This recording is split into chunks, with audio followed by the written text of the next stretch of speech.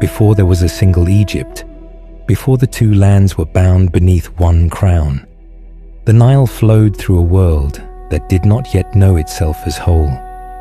Its waters rose and fell with ancient certainty, flooding the black earth and retreating again, leaving behind fertile silt and the promise of life.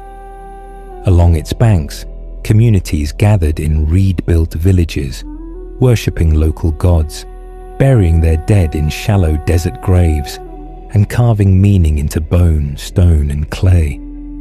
These people did not yet call themselves Egyptians. They belonged instead to valleys, to nomes, to stretches of river and desert, to traditions older than writing and memory. Power existed, but it was fragmented.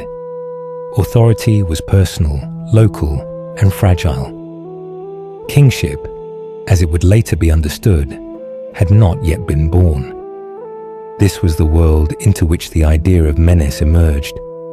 Not necessarily a man at first, but a necessity.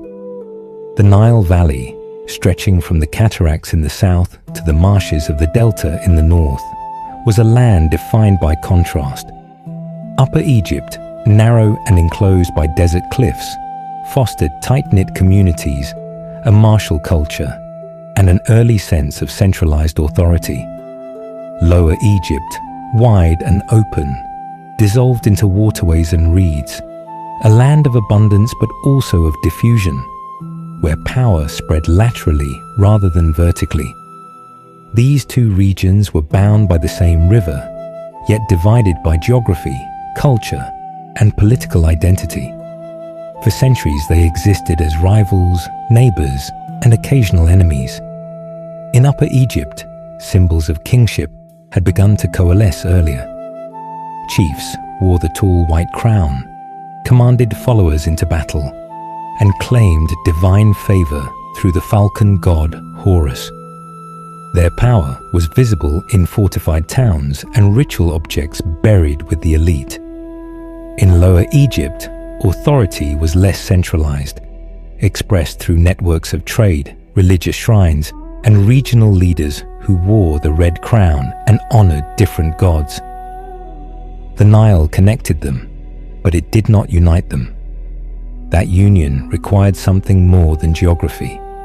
It required a story strong enough to bind memory, violence disciplined enough to impose order, and symbolism powerful enough to convince generations that the two lands had always been one. Menes stands at that threshold between fragmentation and unity, between prehistory and history.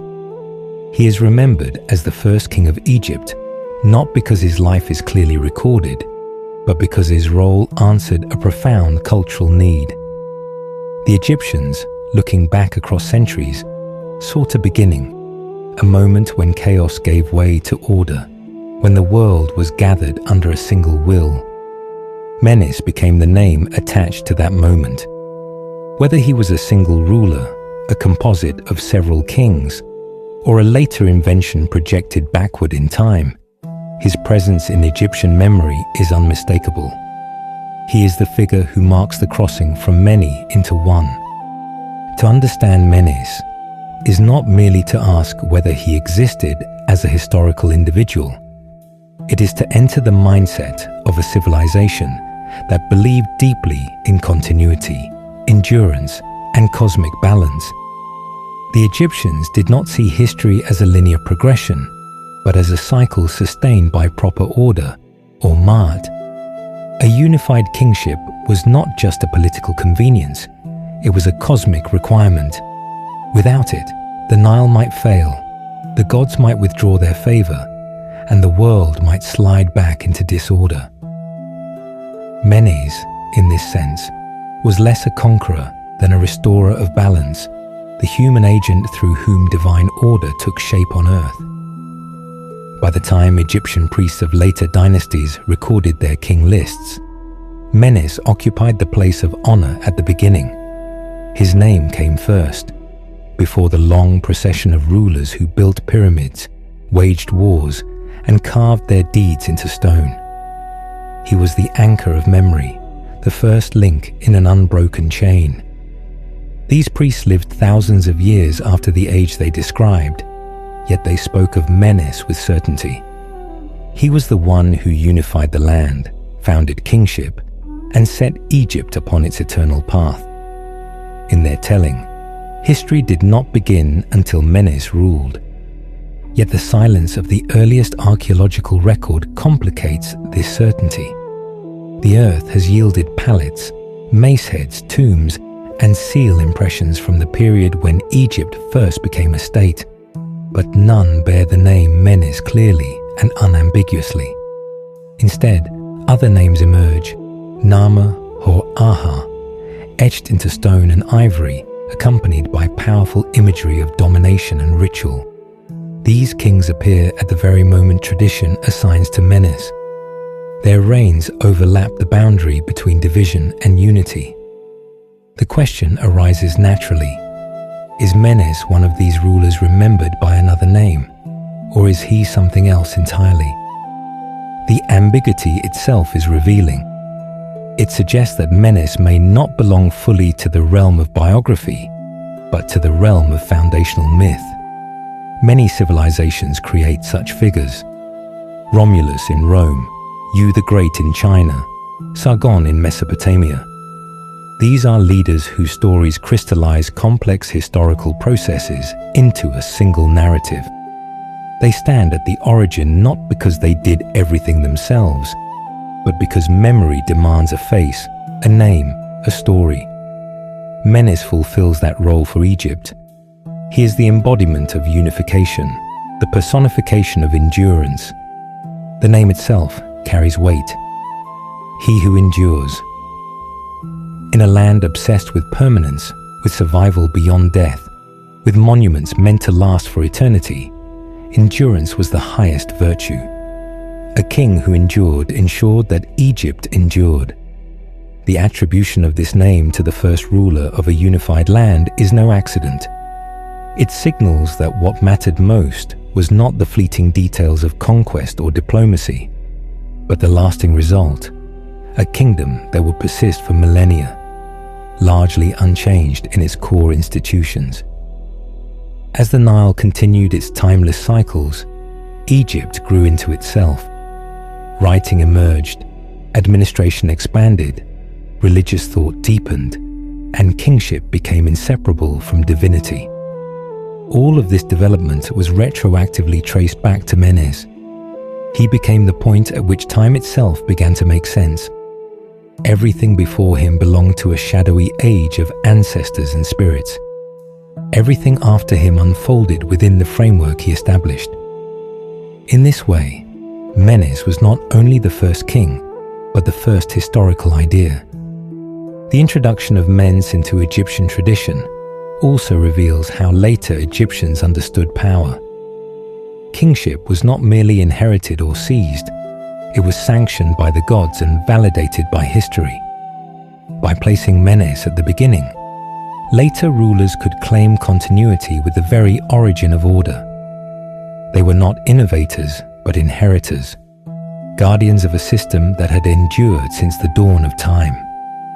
Menes thus served as a legitimizing force, a reminder that the throne was ancient, sacred, and unbroken. This makes the story of Menes as much about those who remembered him as about the man himself.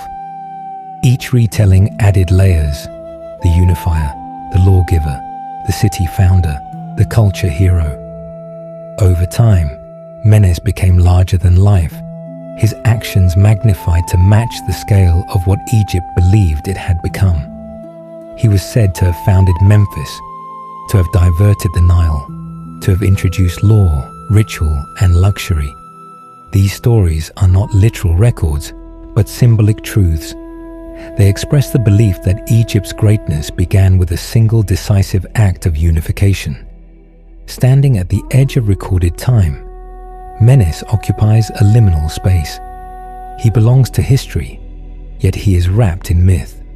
He is invoked by priests, debated by scholars, and imagined by storytellers. His world was one of emerging hierarchies, experimental power, and fragile alliances. violence and negotiation coexisted, as leaders sought to impose order on a land shaped as much by water as by stone. Whether Menes personally led armies, or whether his name gathered the deeds of many, the outcome was transformative. After him, or after the age he represents, Egypt was no longer a collection of regions. It was a civilization. This is a journey into that transformation. It follows Menes from the mists of pre-dynastic memory into the foundations of dynastic rule. It explores the question of who he was, or whether he was one man at all. It examines how unification may have occurred, what it meant for those who lived through it, and how its memory shaped thousands of years of Egyptian identity. It treats Menes not as a simple answer, but as a doorway into understanding how civilizations remember their beginnings. At the dawn of Egypt's long history, when the river still dictated life and death, and the gods walked close to the world of men, there emerged a figure whose name meant endurance. Whether born of flesh or forged by memory, Menes stands as the first king because Egypt needed a first. From that need arose a story powerful enough to last as long as the Nile itself. When later generations of Egyptians spoke the name Menes, they did not do so with uncertainty. To them, he was the first king, the one who stood at the head of all dynasties, the man who transformed scattered lands into a single kingdom. Yet beneath that certainty lies a deeper mystery. Menes emerges from the past not as a clearly defined individual, but as a figure shaped by memory, tradition, and the human need to impose order on origins that were, in reality, complex and gradual. To ask who Menes was is to confront the limits of history itself, where myth and fact blur into one another. In the age before written chronicles, power left traces not in sentences but in symbols. Kings announced themselves through images carved into stone, through ceremonial objects buried in tombs, through the bodies of enemies depicted beneath royal feet. Identity was expressed through titles, animal symbols, and divine associations rather than through personal names as later societies would understand them. This is crucial to understanding Menes, because the absence of his name from early monuments does not necessarily mean absence from history. It may instead reflect a different way of recording authority, one in which a king's essence mattered more than the sounds by which he was called. The Egypt that Menes is said to have ruled was in transition. Writing was just beginning to take shape, emerging from symbols that represented objects, concepts, and sounds. Royal titulary, the complex system of names and titles that later pharaohs used, was still forming. Kings were identified by their association with Horus, the falcon god who symbolized divine authority and victory. These Horus names appear in rectangular frames called serics, surmounted by the falcon itself. It is through these serics that the earliest kings announced themselves to history. Among these names, two stand out with particular force: Narmer and Hor-Aha. Both appear at the precise moment when Egypt shifts from divided regions into a unified state. Both are associated with powerful imagery of dominance and order. Narmer is depicted striking down enemies and wearing both the white crown of Upper Egypt and the red crown of Lower Egypt. Hor-Aha follows closely, consolidating rule, establishing cult centers, and leaving behind a trail of administrative activity. Together, they form a sequence that looks remarkably like the story later told of Menes. This has led to one of the most enduring debates in Egyptology. Was Menes Narmer, Hor-Aha, or neither? Or was Menes not a personal name at all, but a title, an epithet, or a symbolic designation applied later to the unifier of Egypt. The question is not merely academic. It strikes at the heart of how ancient societies constructed their past and how modern observers interpret fragmentary evidence. Narmer's case is compelling. His name is etched onto artifacts found across Egypt, from the southern heartlands of Upper Egypt to the northern reaches of the Delta. The famous ceremonial palette bearing his name depicts scenes that look unmistakably like conquest and unification. He is shown dominating enemies, overseeing orderly processions, and embodying the authority of both lands. If any single individual appears to match the traditional role assigned to Menes, it is Narmer. His reign marks a clear turning point, a moment when symbolism, power, and geography align. Yet Hor-Aha cannot be dismissed. His name appears immediately after Narmer's, and his reign shows signs of stabilization rather than conquest. He expands administrative practices, establishes royal estates, and builds upon the foundations laid before him. Some evidence suggests that Hor-Aha may have been remembered as a founder because he transformed military victory into lasting governance. In this view, Narmer broke the resistance of the two lands, while Hor-Aha made unity endure. If Menes means he who endures, then Hor-Aha becomes a strong candidate for the name's bearer. There is also the possibility that Menes was never meant to correspond to a single Horus name at all. In later Egyptian tradition, kings often had multiple names: a Horus name, a throne name, a birth name, and more. It is conceivable that Menes was one such name that simply did not survive in contemporary inscriptions, preserved instead in oral tradition and later king lists. Alternatively, Menes may have been a retrospective invention, a name assigned to the first dynastic ruler once the idea of dynasties itself had crystallized. The act of compiling king lists centuries after the fact required choices. Scribes working in temples during the New Kingdom looked back across a vast expanse of time and attempted to impose order on it. They grouped rulers into dynasties, assigned reign lengths, and selected a starting point. Menes became that starting point not because his life was perfectly documented, but because his story fulfilled the role of an origin. He was the necessary first link in a chain that needed a beginning. In this sense, Menes may be best understood as a convergence. He represents the moment when scattered authority became centralized, when kingship transformed from local dominance into national rule. Whether that convergence occurred under one ruler or several mattered less to later Egyptians than the fact that it occurred at all. Menes was the name given to that transformation, the human face attached to a historical process. The uncertainty surrounding Menes's identity also reflects the nature of early state formation. Egypt did not spring into existence overnight.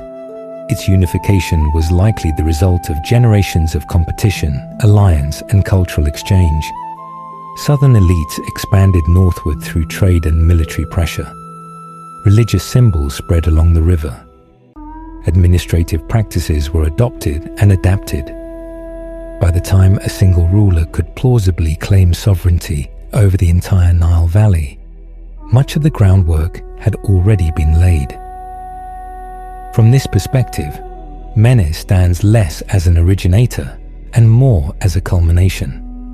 He embodies the success of a long process rather than the sudden creation of something new. This does not diminish his importance. On the contrary, it enhances it. To endure, a system must be rooted in deep structures. Menes, whether as Narmer, Hor-Aha, or a symbolic fusion of both, represents the moment those structures became visible as a unified whole. Ancient Egyptians themselves were not troubled by such ambiguity. Their concept of truth was not bound to strict factual accuracy in the modern sense.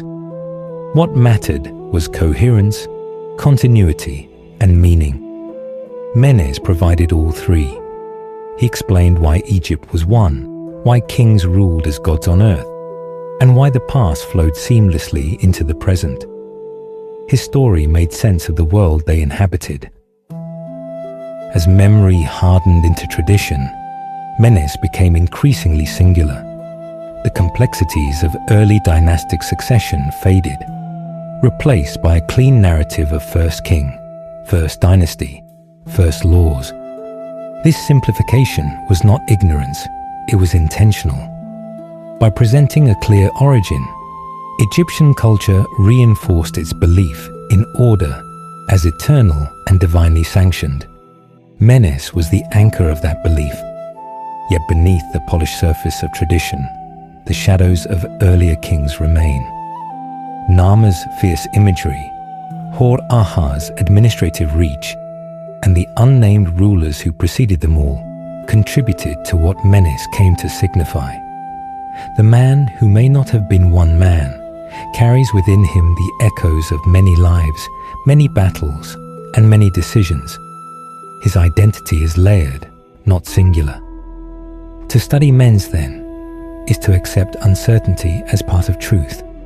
He exists at the intersection of archaeology and imagination, history and myth. His name endures not because it resolves questions, but because it embodies them. In him, Egypt remembered its own becoming, transforming the messy reality of the past into a story strong enough to last for thousands of years. The question of who Menes truly was remains open, and perhaps it always will. But what is certain is this: without Menes, Egypt as a unified civilization would have had no beginning to remember. He is less a man than a moment, less a ruler than a threshold. And it is across that threshold that the story of Egypt truly begins. Long before the two lands were spoken of as one, the Nile carved a divided world. In the south, the river ran narrow and swift between cliffs of stone, its course disciplined, almost stern. In the north, it loosened its grip, spreading into marshes and channels, dissolving into abundance. These landscapes shaped the people who lived along them. Upper Egypt learned cohesion early.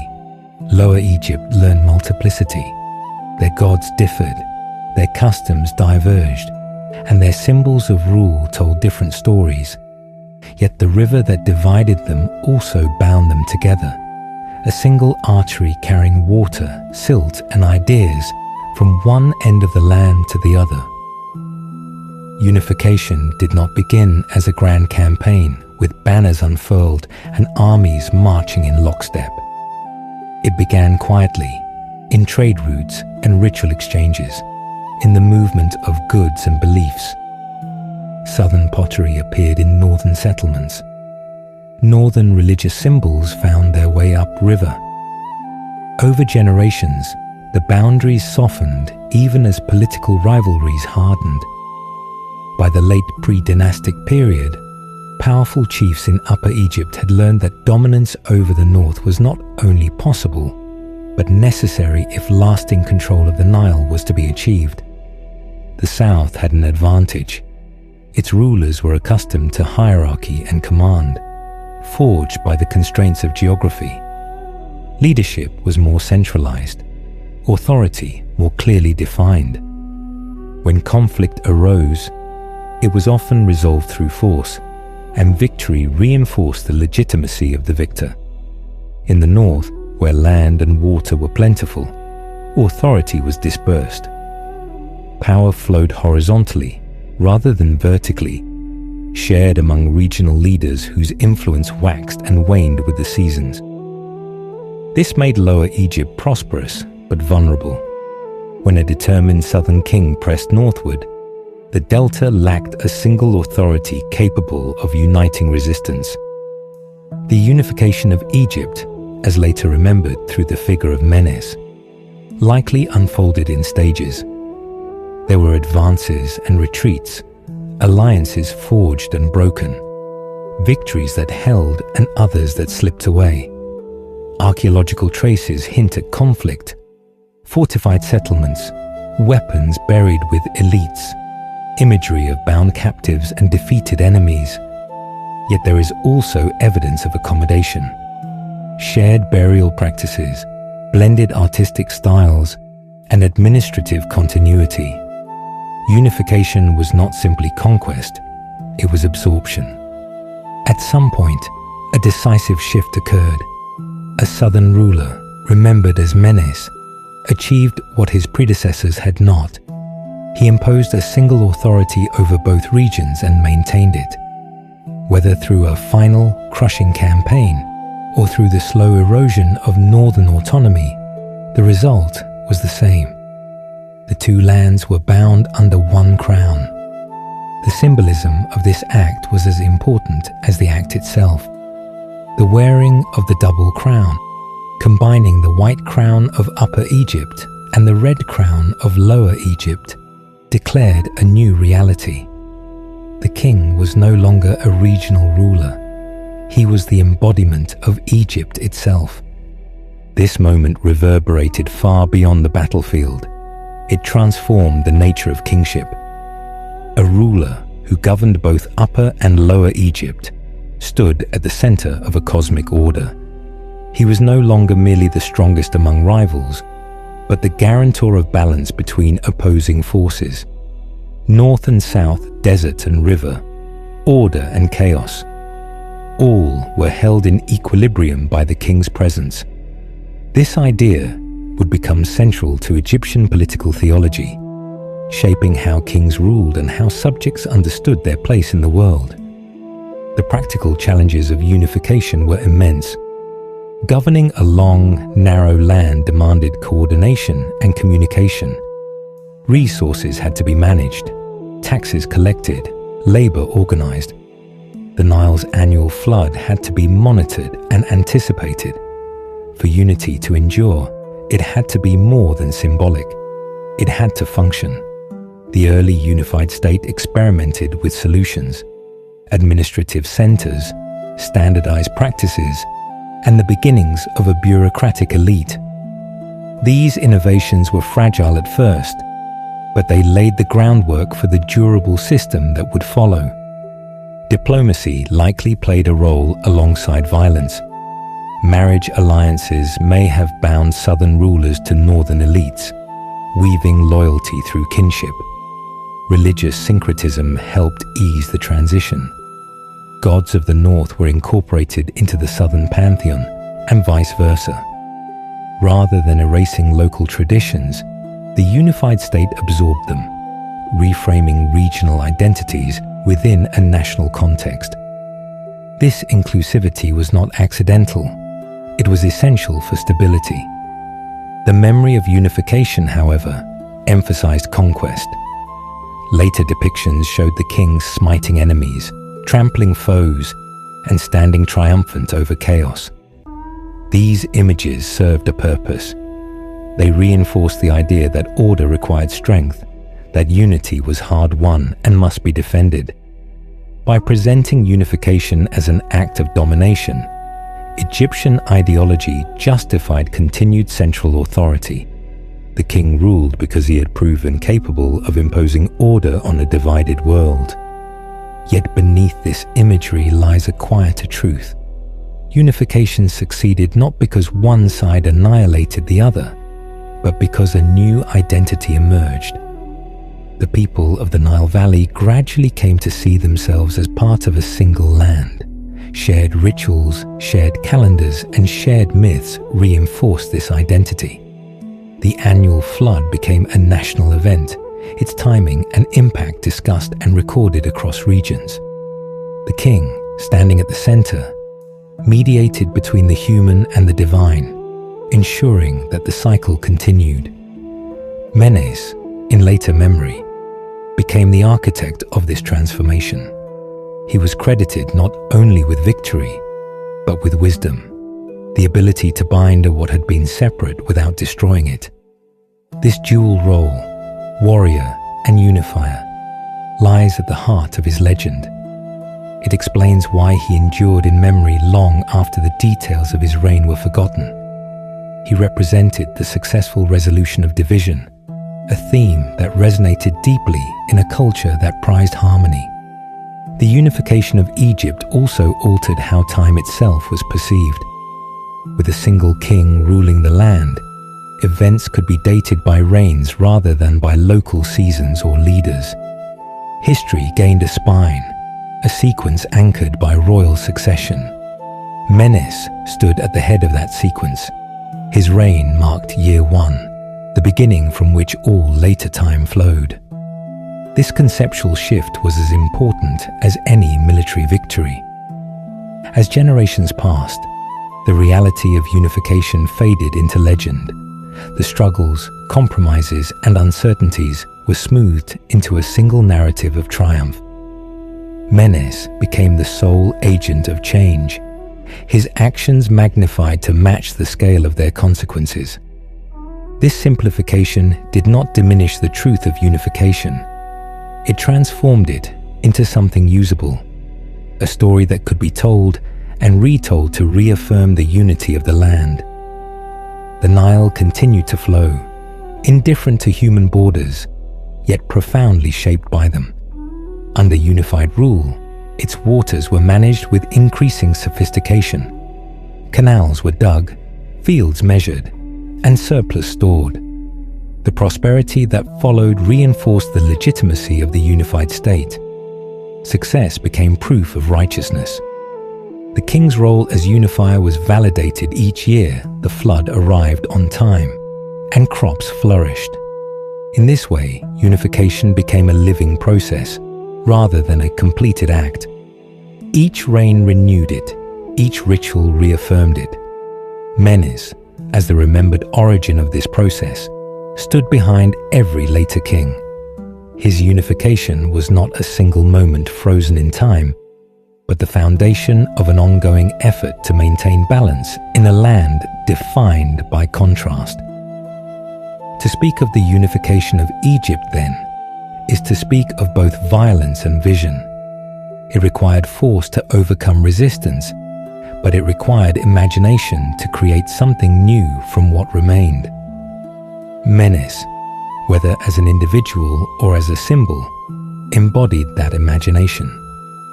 He made it possible to think of Egypt as one, and in doing so, he changed the course of history. The binding of the two lands was not merely a political achievement. It was an act of cultural creation. From it flowed the art, religion, and governance that would define Egypt for 3,000 years. Menes stands at the heart of that achievement, his name echoing through the ages as the one who endured, because what he represented endured with him. When the two lands were bound beneath a single crown, the task before the first unified king was far from complete. Victory, whether won by force, diplomacy, or slow consolidation, was only the beginning. To rule Egypt was not merely to dominate territory, but to transform dominance into permanence. Power had to be anchored in institutions, beliefs, and places that would outlast the life of any one ruler. It was in this transformation, from conquest to continuity, that the figure remembered as Menes assumed his most enduring role, architect of kingship and shaper of civilization. The early unified kingdom required a center, not merely a capital in the political sense, but a symbolic heart where the two lands could meet without one subsuming the other. Tradition holds that Menes chose such a place at the boundary between Upper and Lower Egypt, where the river narrowed and widened, where desert met floodplain. This place would become Memphis, a city remembered as the balance point of the world. Whether Menes personally founded it, or whether it evolved under his successors, Memphis came to represent the king's role as mediator between opposing forces. The story of Memphis's founding reflects Egyptian ideas about mastery over nature. Menes was said to have diverted the Nile taming its waters to create habitable land. This act, whether literal or symbolic, captured the essence of kingship. The king did not fight the river, he guided it. He imposed order without destroying life.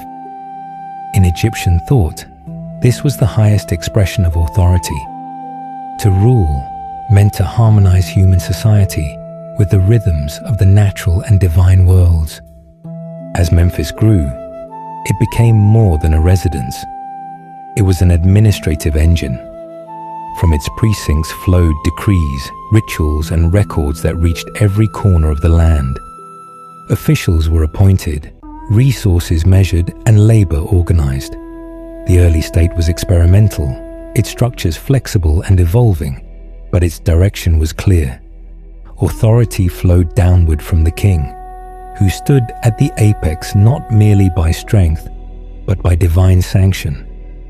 This divine dimension of kingship cannot be overstated. In the unified kingdom, the king was not just favored by the gods. He was their representative on earth. He embodied Horus in life and was destined to join the gods in death. This belief was not abstract theology. It shaped daily governance. Every command carried sacred weight. Every ritual reinforced the idea that the king's actions sustained cosmic balance. Menes, as the first to embody this role fully, became the template for all who followed. To rule effectively, the king needed more than belief. He needed systems. Early dynastic rulers began to standardize practices that would define Egyptian administration for centuries. Land was surveyed and divided, agricultural output assessed, and goods collected as offerings or taxes. Writing, still in its infancy, was pressed into service to record transactions and events. Simple marks evolved into symbols capable of preserving memory beyond the spoken word. This bureaucratic impulse was revolutionary. It allowed the state to function independently of any one individual's presence. Menes's association with law-giving in later tradition reflects this transformation. Though no legal codes from his time survive, the memory of his reign came to represent the moment when rule became rule-based. Authority was no longer arbitrary. It was embedded in custom and precedent. Later Egyptians believed that Menes established norms that defined justice, hierarchy, and social order. Whether this belief corresponds to specific acts or to the general shift towards centralized governance matters less than what it reveals about how Egyptians understood their past. Religion, too, underwent profound changes. The unification of Egypt required the integration of diverse local cults into a coherent religious framework. Gods once confined to specific regions were elevated to national importance or woven into complex divine families. Memphis became a center for the worship of Ptah, a creator god associated with craftsmanship, order, and stability. The king's relationship with Ptah reinforced his role as builder and sustainer of the world. Through ritual, architecture, and myth, the state and the sacred became inseparable. Temples began to rise, modest at first, built of mud brick and wood, later of stone. These structures were not merely places of worship. They were economic hubs, storehouses, and centers of learning. Priests managed land, collected offerings, and interpreted the will of the gods. Their power depended on royal support, and in turn, they legitimized royal authority. Menes, remembered as the founder of these relationships, stood at the origin of a partnership between throne and temple that would shape Egyptian history. The king's physical presence was equally important. Royal journeys along the Nile reinforced unity, allowing the ruler to be seen and acknowledged across the land. Ceremonies marked key moments: coronations, festivals, jubilees. These events were carefully choreographed displays of power and continuity. They reminded the population that the king was ever present, watching over the land like the gods themselves.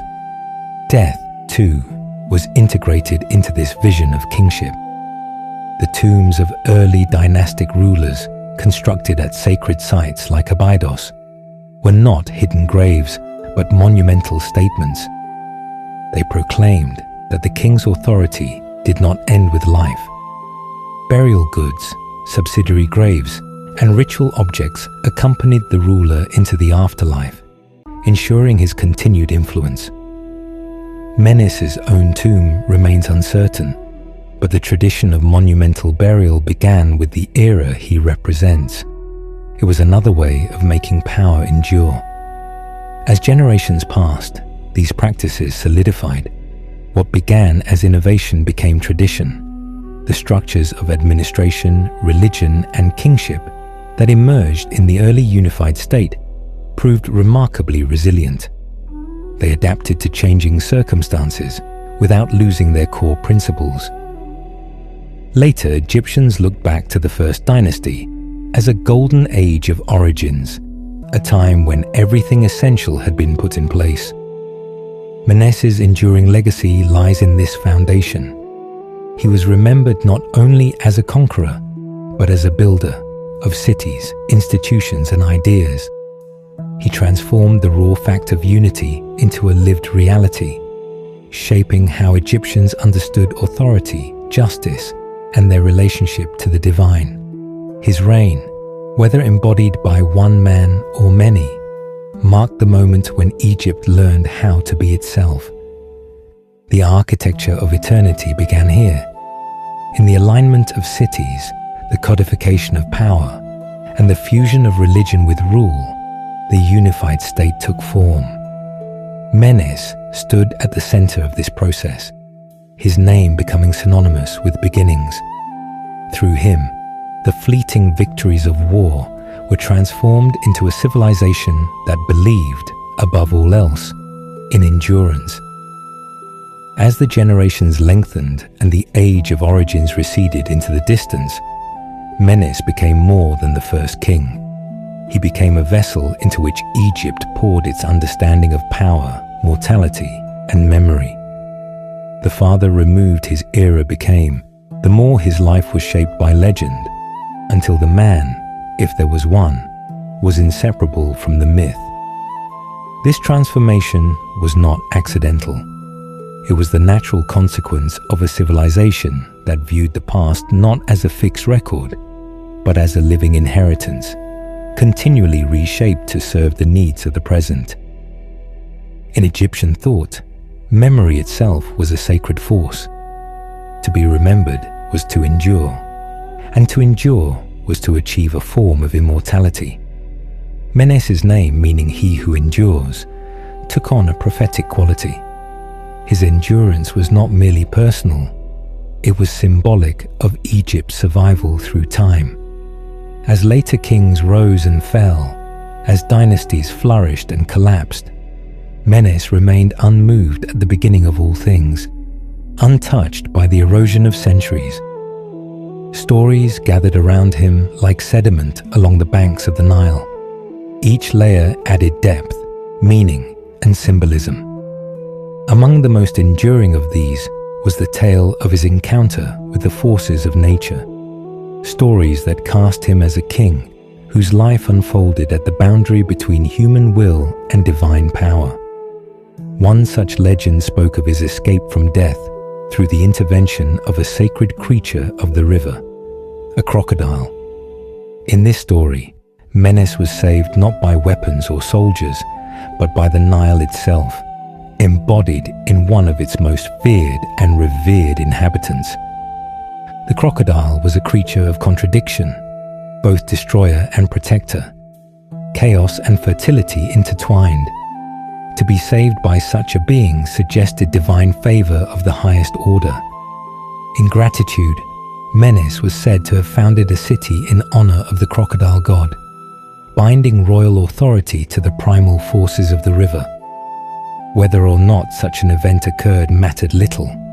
What mattered was the message. Menes ruled in harmony with the powers that shaped Egypt's world. Other legends emphasize the inevitability of death, even for kings.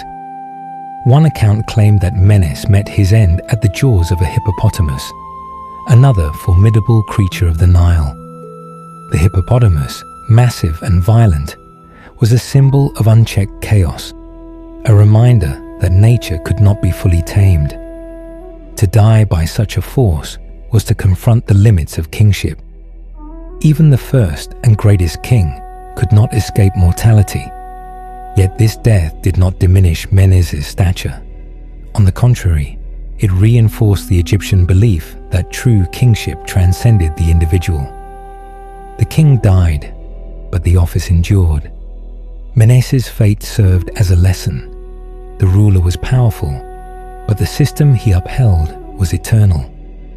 His death marked not an end, but a transition, as the crown passed seamlessly to his successor, ensuring continuity.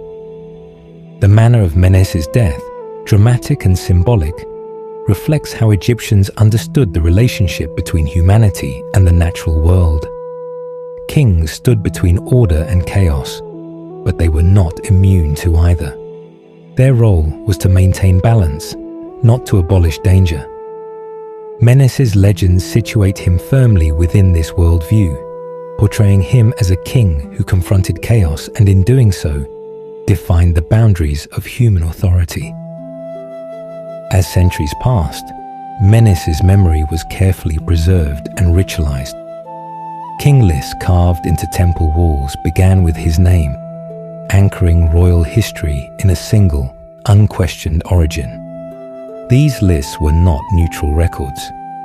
They were acts of devotion, affirmations of continuity. By placing Menes first, scribes reinforced the idea that all legitimate kingship flowed from a single source. Even rulers who seized power through force or ruled during periods of division sought legitimacy by aligning themselves with the ancient line that began with Menes. Priests, too, played a role in shaping his memory. In their rituals and teachings, Menes was invoked as a founder of sacred order. He was associated with the establishment of cults, the regulation of worship, and the proper relationship between gods and men. In some traditions, he was linked closely with creator deities, as though his act of unification echoed the divine act of creation itself. Just as the gods brought order out of chaos at the beginning of time, Menes brought order out of political fragmentation. This parallel between cosmic creation and political unification was central to Egyptian ideology. The king's role was to reenact the original creation continually, renewing the world through ritual and governance.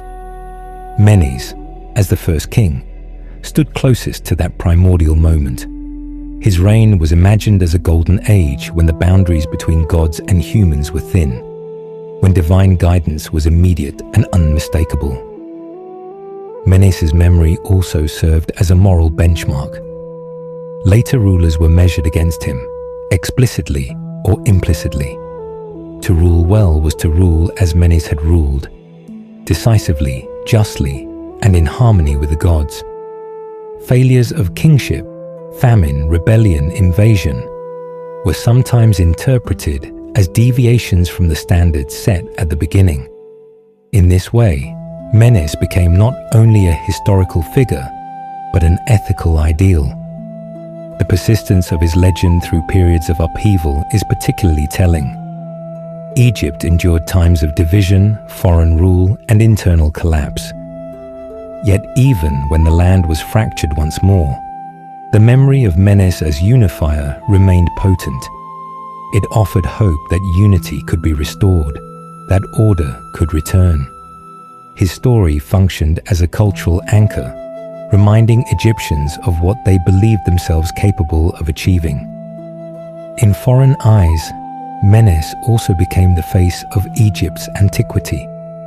Greek and later writers encountered his name as they sought to understand the origins of a civilization already ancient by their standards. To them, Menes was a marvel, a king so old that his deeds lay beyond the reach of precise history. Their accounts, filtered through their own cultural frameworks, added new layers to his legend, portraying him as a lawgiver, an innovator, and a figure of almost mythic stature. Yet for Egyptians themselves, Menes was less a distant curiosity and more an ever-present foundation. His name endured in temple inscriptions, ritual recitations, and the collective consciousness of the land.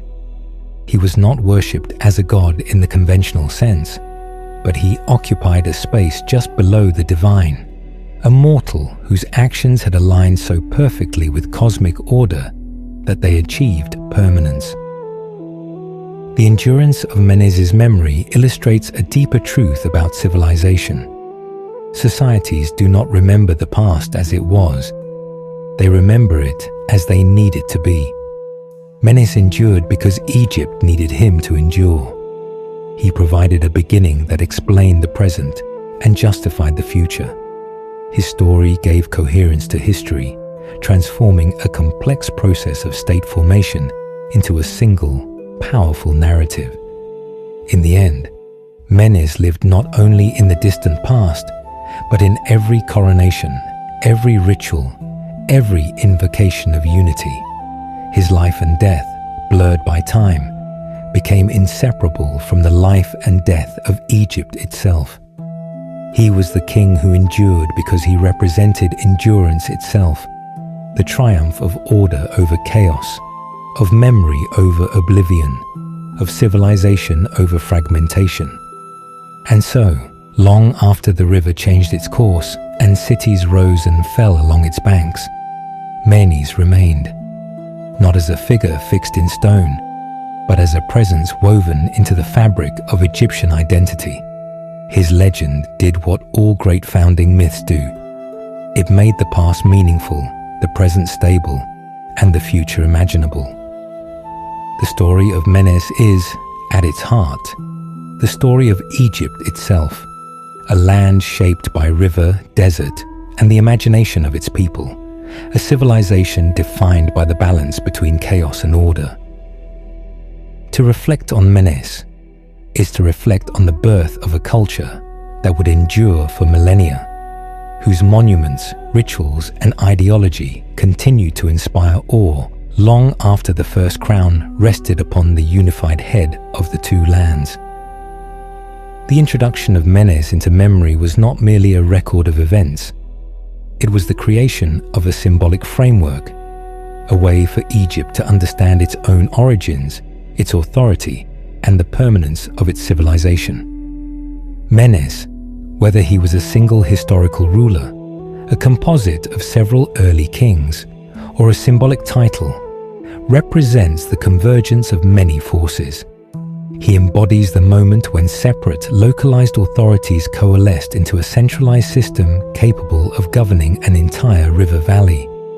He is the apex of pre-dynastic evolution, where military strength, political acumen, religious insight, and symbolic action combined to produce not only unity, but a lasting model of kingship.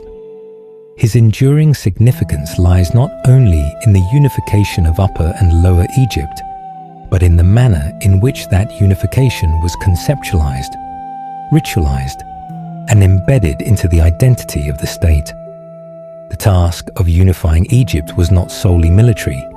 It was cultural, religious, and administrative.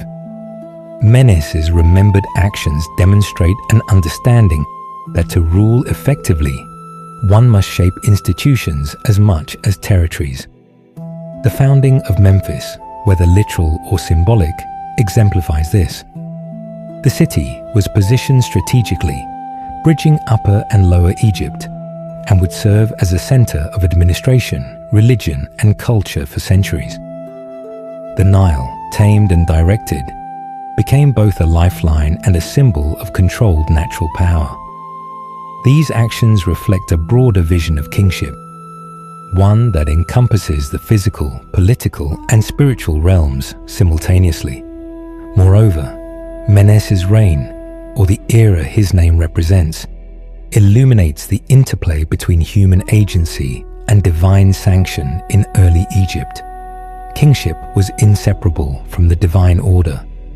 The ruler's success in consolidating the two lands validated not only his authority, but also the cosmological framework that placed the pharaoh at the center of creation and society. Stories such as the crocodile episode and his legendary death at the hands of a hippopotamus illustrate how narrative memory intertwined with natural and supernatural elements, reinforcing the perception that even the greatest king existed in balance with forces beyond mortal control. The meaning of Menes's name, "He who endures," resonates beyond its linguistic simplicity. It is a reflection of the Egyptian understanding of history, mortality, and legacy. Endurance was not merely personal survival. It was the continuity of order, law, and civilization itself. Through this lens, Menes becomes less an individual and more an idea, the embodiment of the principle that the structures of human society, once rightly established, can persist across time and withstand the chaos of both nature and political upheaval. Every succeeding dynasty drew inspiration from this ideal, measuring legitimacy against the precedent set at the beginning of history. Menes's enduring presence also illustrates how memory and myth functioned in Egypt. Historical precision was less important than coherence and meaning. Egyptians remembered what they needed to remember. A first king who unified the lands, established governance, and aligned human society with the divine. This deliberate memory shaped identity, reinforced political stability, and provided a template for rulers to emulate. In this sense, Menes is not just the first king of Egypt. He is the first guarantor of Egyptian civilization. As time passed, Menes's story became increasingly layered. Archaeological evidence points to a sequence of early rulers whose deeds and reigns are partially preserved through artifacts, serics, and inscriptions. Narmer's Palette, Hor-Aha's administrative markings, and the material traces of other early rulers all suggest a complex process of unification. Yet in the collective imagination, these discrete events coalesced into a single narrative. Menes became the personification of this cumulative achievement, a narrative simplification that enabled Egyptians to teach, remember, and reinforce the ideals of kingship and statecraft. This synthesis of fact and myth created a memory powerful enough to endure through millennia, transcending the limitations of contemporary documentation.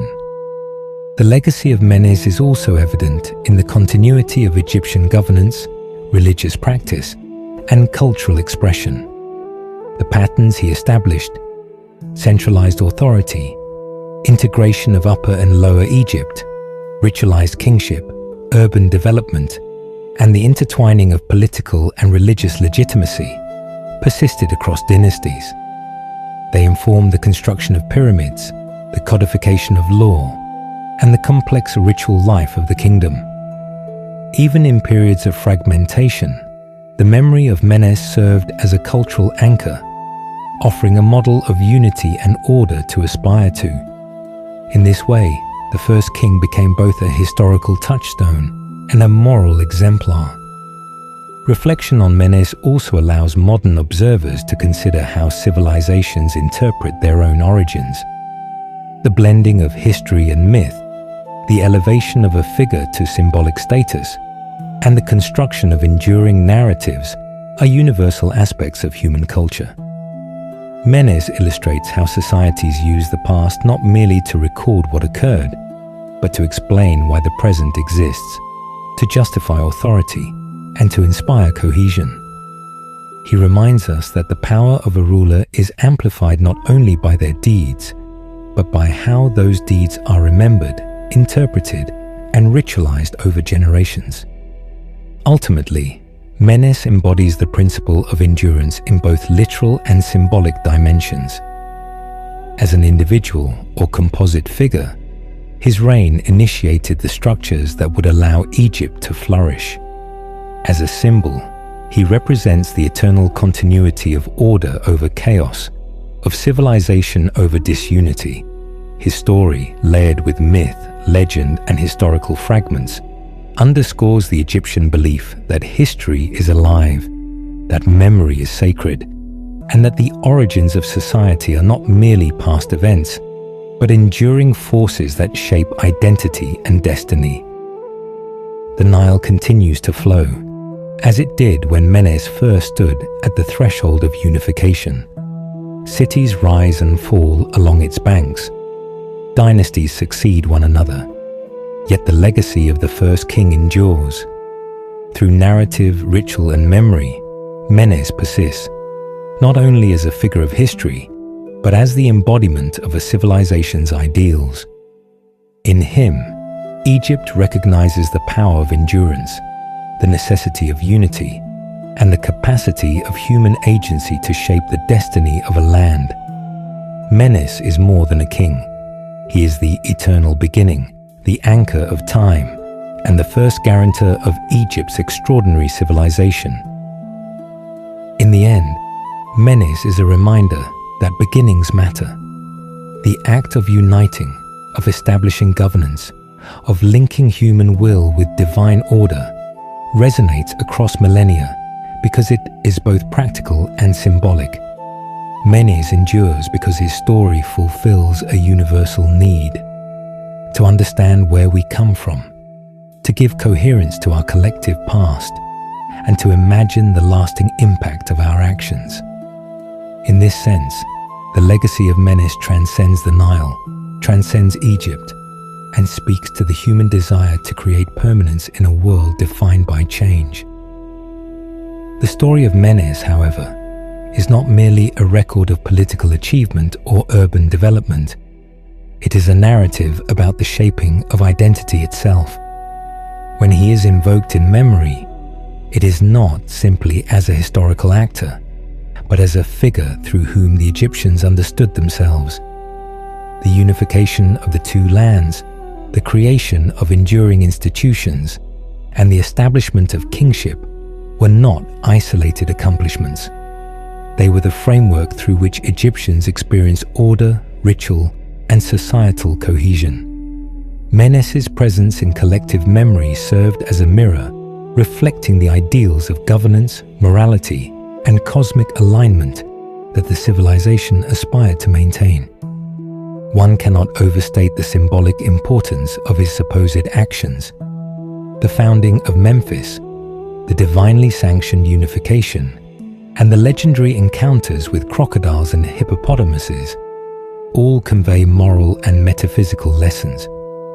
They illustrate the principle that true kingship requires a balance of wisdom, courage, and humility before the forces of nature and the divine. Every retelling reinforced the notion that the ruler was not an autonomous agent, but a custodian of cosmic and social equilibrium. Menes, as the foundational figure, became the standard against which all subsequent rulers were measured. The significance of Menes's name, "He who endures," permeates every dimension of this narrative. Endurance was not simply a personal attribute, but a reflection of societal continuity. The centralized governance he inaugurated allowed for the management of resources, coordination of labor, and organization of religious life.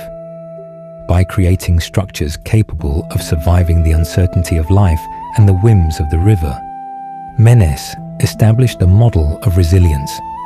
In this sense, his legacy is not constrained to the acts of one human being, but extends into the enduring institutions of state, religion, and culture that defined Egypt for millennia. As Egypt evolved, Menes's mythic status grew alongside the state's expanding power. Subsequent rulers reinforced his legacy by invoking his name, aligning themselves with the authority and order he symbolized. In doing so, Menes became less of a man from history and more of a conceptual figure, a representation of ideal kingship. Rituals, ceremonies, and temple inscriptions perpetuated his presence, making the first king an inseparable part of the civilization's spiritual and cultural consciousness. Through these acts of memory, Menes functioned as a bridge across time, connecting the earliest dynasties to the present and ensuring continuity even through periods of instability. The enduring appeal of Menes also lies in the universality of his story. Across cultures, societies have sought origins, figures, events, or narratives that crystallize the transition from chaos to order. Menes embodies that archetype for Egypt, the one who brings division into harmony, mortality into symbolic immortality, and chaos into structure. His story satisfies a deeply human need to locate a beginning, to give meaning to the present by situating it within a grand narrative of emergence and endurance. Even the legendary accounts of his death serve this purpose. To fall to the jaws of a hippopotamus or be saved by a crocodile is to dramatize the human confrontation with nature's unpredictability. These narratives elevate the king's life into allegory. He becomes the mediator between humanity and the wild, the representative of civilization's triumphs and vulnerabilities. Death does not diminish him. It enhances the moral and spiritual resonance of his story, emphasizing that endurance is not merely about survival, but about the persistence of structures, ideals, and memory beyond the span of an individual life. The role of Menes in Egyptian consciousness extends to the philosophical and theological dimensions of kingship. By unifying Upper and Lower Egypt, he exemplified the principle of Ma'at, order, balance, and justice that defined Egyptian thought. Kingship was inseparable from cosmic harmony. The political act of unification mirrored the divine act of creation. Menes thus became a paradigm through which Egyptians understood not only temporal authority, but the very nature of reality. His narrative provided a framework for interpreting events, legitimizing rulers, and comprehending the relationship between humanity and the divine. In reflecting on Menes, one also recognizes the interplay between history and memory. Archaeological evidence may point to Narmer or Hor-Aha as likely candidates for the historical foundation of his legend. Yet the power of Menes's story does not reside in empirical certainty. It resides in its ability to encapsulate the essence of what the Egyptians believed was necessary for civilization: unity, endurance, divine favor, and the creation of lasting order. The first king's identity becomes secondary to the enduring impact of the institutions, myths, and ideals his story symbolizes. Thus, Menes endures not only through material traces or written records, but through the cultural imagination itself. Each generation of Egyptians, in celebrating kingship, administering the state, constructing temples, or performing rituals, participated in the continuation of Menes's legacy. He became a living symbol, continually renewed by the civilization he ostensibly founded, a reminder that history is as much about interpretation and memory as it is about events and chronology. In conclusion, Menes's story illustrates a profound truth about human societies. The origins we remember are as important as the facts themselves. He is the personification of the transition from division to unity, chaos to order, mortality to enduring legacy. The Nile, the cities, the temples, the rituals, all are part of the enduring civilization that he symbolizes. Through Menes, Egypt articulated the ideals of kingship, the meaning of unification, and the principle that civilization's strength lies in endurance. He is, in every sense, the king who endures, timeless, foundational, and eternal in the memory of the land he is said to have first brought together.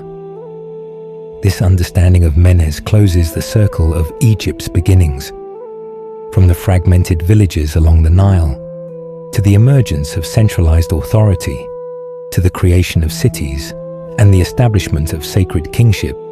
The narrative of Menes provides a lens through which the civilization understood itself.